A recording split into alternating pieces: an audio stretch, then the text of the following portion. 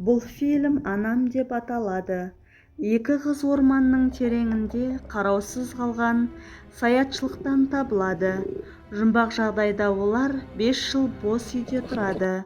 Бүкіл байлығын жоғалтқаннан кейін мазасызданған биржа брокері Джеффри өзінің іскер серіктестері мен әйелін өлтіреді.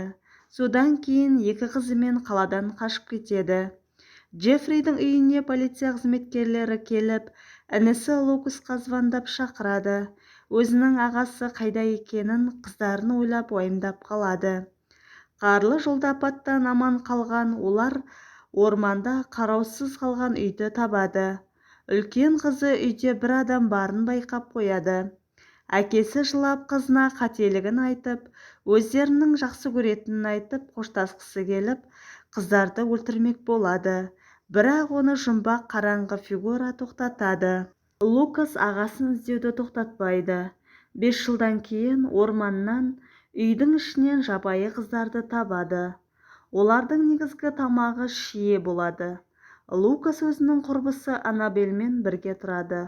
Ол рок-топта ойнайды. Лукас пен Аннабель қыздардың табылғанын естіп келеді. Үлкен қызы Виктория кішкене сөйлей алатын, екінші қызы Лилидің бөлек екенін айтады. Лукас Викторияға кішкентай кезінде әшке кигенін айтып, есіне түсіргісі келіп, әшкейін қасына қояды. Виктория әшкейін киіп Лукасты әкесі деп ойлап қалады. Лукас әкесінің інісі екенін айтып, ағалар екенін айтады.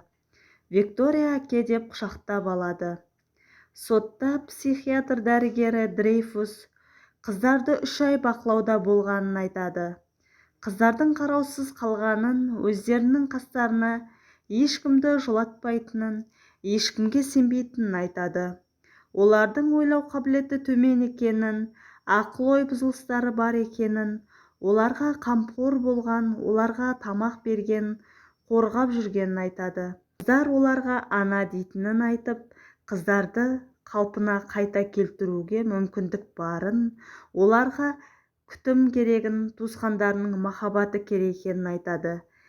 Деффердің әйелінің тәтесі өзінің сіңлісін өлтіргенін, ағасының бұл ісі кешірілмейтін күнә екенін, Лукас іздеуін тоқтатпағанын, олардың асырауға Лукастың жағдайы жетпейтінін айтады. Дәрігер тәтесінің де асырап алуға құқығы барын айтады. Дәрігер өздеріне бермей қалуы мүмкін екенін айтып, келісімге шақырады. Сот дәрігердің сөзін қолдайтынын айтып, Лукасқа қыздарымен институт үйінде тұруды ұсынады. Оларға осы үйге келіп, қыздарымен бірге тұрса, дәрігер өз жұмысын жүргізгеннен кейін қыздарды өздеріне беретінін айтады. Қыздардың тәтесі өзінің де балдарды көре алатынын айтып, Лукас оларды көрсетіп, еш жаққа алып кетпейтінін айтады. Дәрігер өз жұмысын жүргізіп, Викториядан сұхбат алады. Одан өзінің басынан өткен айтып беруін сұрайды. Күнде жүрген әйелдің өмірін айтып береді. Баласына алып суға секіріп кеткенін айтады. Оны қайдан білетінін, анасы оған оның түсінде көрсеткенін айтады. Дәрігер қыздарды жаңа үйге алып келеді. Қыздар үйдің ішін қарап, ауладан иттің дыбысын естиді. Виктория өзінің күшігін танып қояды. Лили қалыпты өмірге үйренісе алмайды. Тамақты қолмен жеп, еденде ұйықтап жүреді. Балалар психиатр дәрігері Дрейфус мен Елистің сырын білуге архивке келеді. 2008-2009 жылы өзі іздеген мәліметтер жоқ екенін, психбольницаның жоқ екенін, қолындағы журналда Святой Гертрудтың психбольницасында жатқан адамдардың тізімдері бар екенін, ол больница қазір жоқ екенін, 1878 жылы жабылғанын айтады. Лилия қабырғаға көбелектің суретін салып жүреді. Ол көбелекті көріп, анасының келгенін біліп отырады. Лилия анасымен ойнап жүргенінде, Аннабель қыздың тартысып ойнап жатқанын байқап, бара жатқанында артынан Виктория Аннабельді шақырып, иттің далаға шығып кеткенін айтып, өзі әшкейін шешіп есігін жауып алады. Аннабель гитарамен жаттығып отырғанда, кенеттен бір тылсым дүниенің болып жатқанын, светтің бір жанып бір өшкенін көріп, ыңғайсыз дауысты естіп Ленканың дауысын ашып жатқанда свет өшіп, Лилидің артынан пайда болғанын көріп қорқып қалады. Лукасқа қыздардың бұл өмірге әлі дайын емес екенін айтып, екеуі махаббатқа бөленіп жатқанда қыз өздеріне адам қарап тұрғанын көріп шошып кетеді. Лукас қыздардың бөлмесіне барғанда қыздардың ұйықтап жатқанын көріп, Аннабельге ешкім жоқ екенін айтады. Қыз өзінің көргеніне сенімді екенін айтады. Қызға қыздардың қасында қалуын, өзінің бірінші қабатты қарап қайтатынын айтып, Лукас қабырғадан жарылып, әр жағында бір нәрсе шығып келе жатқанын көріп, жақындай қалғанда Лукасты баспалдақтан құлатып жібереді. Ауыр халде ауруханаға түседі. Дәрігерге Лукасты уақытша ұйқыға кеткенін айтып, Аннабельге мықты болуын айтады. Қыздарға керек екенін айтып, Аннабельді көндіреді. Полиция қызметкерлері үйде есіктердің бұзылмағанын, ешқандай із жоғын айтады. Аннабель қыздармен жалғыз қалады. Ол қыздарға қамқорлық пен түсіністік қажет екенін түсінеді, бірақ олардан қорқады. Дәрігер келіп қыздардың бөлмесін тексереді. Қыздардың қабырғамен сөйлесетінін, Анна деп айтатынын айтады. Викториядан бөлмесінен кукла тапқанын, оны кім берген сұрайды. Анасының жасап бергенін айтады. Викторияның көз қарасынан бөлмеде тағы бір адам болғанын байқап қояды. Лили анасының жанында жүргенін көріп, күліп қарап тұрады. Викторияға анасы келгенін айтып оятып алады. Аннабель бір түрлі дыбыстар естіп, қыздардың бөлмесіне барады. Қыздардың беймезгіл уақытта ойнап жүргенін көріп, шкафты ашып қарамауын сұрайды.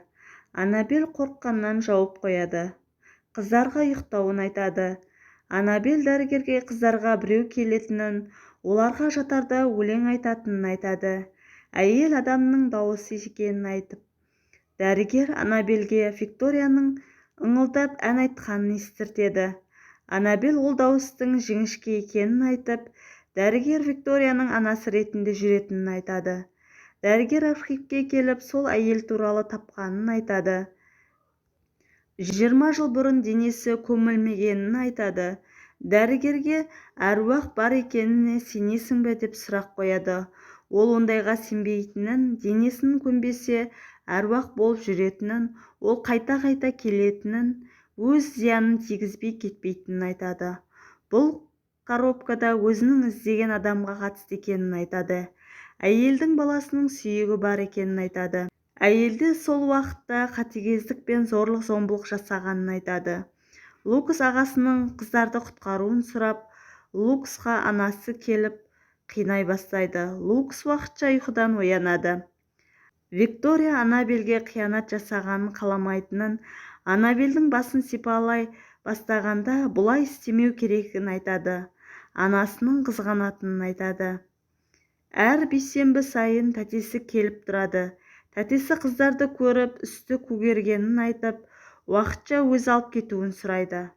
Аннабель бере алмайтынын айтып, тәтесі балдарды алу үшін қандай дәлел іздеу керектігін сұрап алады. Дәрігер Викторияны ұйықтатып, анасы қайда өмір сүретінін сұрайды.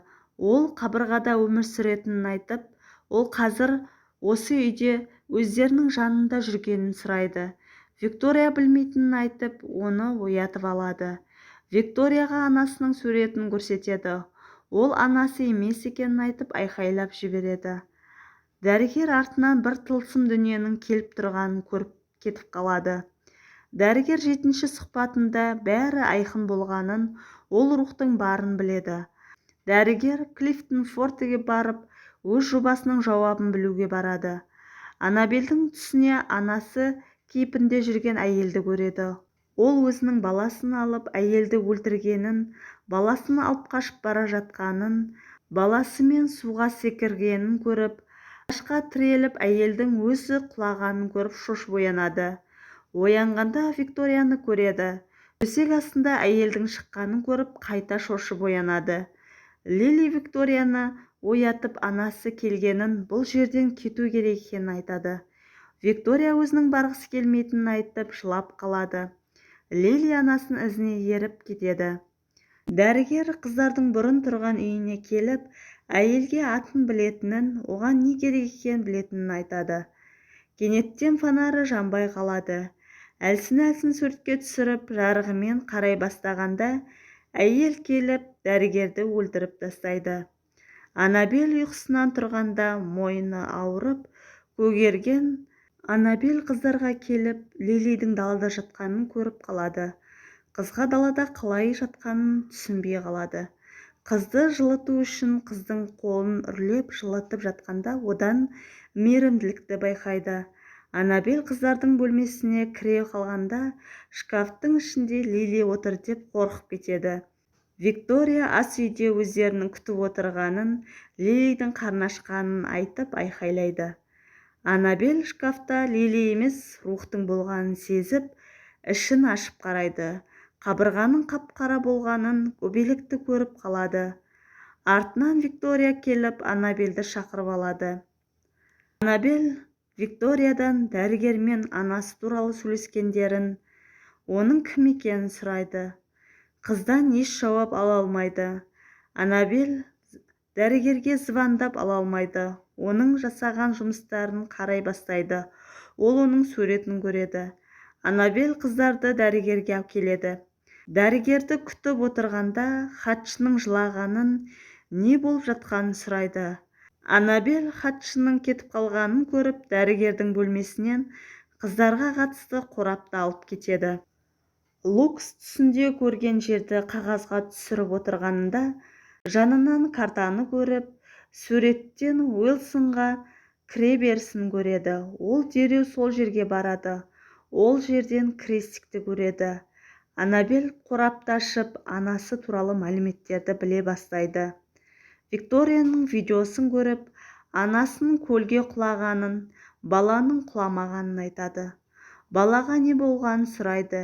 Суретте баласы ағашқа қыстырылып қалғанын көрсетеді. Анасы баласының ұзақ іздегенін, содан өздерін тапқанын айтады. Викторияға неге жылап тұрғанын сұрайды. Оған қиын болғанын айтады. Дәрігер қайда екенін білгісі келіп, анасы қайда жүргенін сұрайды. Виктория ол барлығын білетінін, өзіне қарап тұратынын айтып, адамдарға көрінбейтінін айтады. Виктория Анабельдің жылап отырғанын көріп, құшақтап алып, жақсы көретінін айтады. Виктория кенет әртүрлі дыбысты естіп төменге түседі. Анабельдің құлапқаппен отырғанын көріп, кіреберісте анасы Лилиді шақырып тұрғанын көріп, Виктория Лилиге анасына бармауын, қазір ол ашулы тұрғанын айтады. Қыздарды анасы қуып келе жатқанында Лили бөлмесін жауып алады. Артынан Анабель келіп қалады. Бөлмеден Лилидің айқайлаған дауысын естіп, анасының ашулы түрін көріп, үшеуі қаша бастайды. Ол Анабельді артынан тістеп жатқанда, Виктория тиіспейтіні туралы сөз бергенін айтып, қыздың әшкейін сындырып тастайды. Үйге қыздардың тәтесі келеді. Қыздарды ұратынын дәлелдеу үшін суретке түсіруге дайындалып жатқанда, тылсым дүниені көріп, айқайлап жібереді. Ол әйелдің ішіне кіріп кетеді. Анабель өлген қыздың ішінен көбелек шыққанын көріп шошып оянады. Ол орнынан тұрып қыздарды іздей бастайды. Қораптан әйелдің баласының сүйегін алады. Ол жолға шығып, Клифтон фортқа шығып бара жатқанда алдына Лукс шыға келеді. Қыздарды алып кеткенін, оны көргенін айтады. Ол үйде осы әйелмен тұрғанын дәрігер білгенін айтады. Олар үйге келіп, тәтесінің өліп қалған сүйегін көріп қорқып кетеді. Сыртқа шығып, құздан балдарды өздерімен бірге алып кеткісі келіп жатқанда, ол Лилиге бармауын сұрап, қызды құшақтап алады. Анабель қораптан баласының сүйегін шығарады. Ол баласын көріп жылап алады. Кенет Лили анасын шақырады. Ол өз баласын лақтырып, Лилиге барып, Луксты ұйықтатып тастап, Анабельді жоғарға көтеріп, жерге лақтырып жібереді. Қыздар анасына оған тиіспеуін сұрайды. Лили анасының бетінен сипап мәз болып тұрғанда, Виктория Анабельге осы жерде қалуын сұрап қоштасады. Аннабель қыздарды қимай артынан ере бастайды. Виктория ұйықтауын сұрайды. Олардан бас тартпай ізінен ере береді. Аннабель Викторияның киімінен ұстап қалады. Виктория өзімен бірге ермейтінін айтып қоштасады. Лили есін біле бастағаннан осы анасы қасында болғасын, ол басқа адамдарға үйренісе алмады. Викторияға өзімен бірге баруын сұрайды. Анасы Лилиді алып өз құшағына басып суға түсіп кетеді. Бұл фильмде ананың балаға деген махаббатын көруге болатынын, баланың анаға деген махаббатын. Анасы Лилиді мәңгілік өзімен бірге алып кетеді.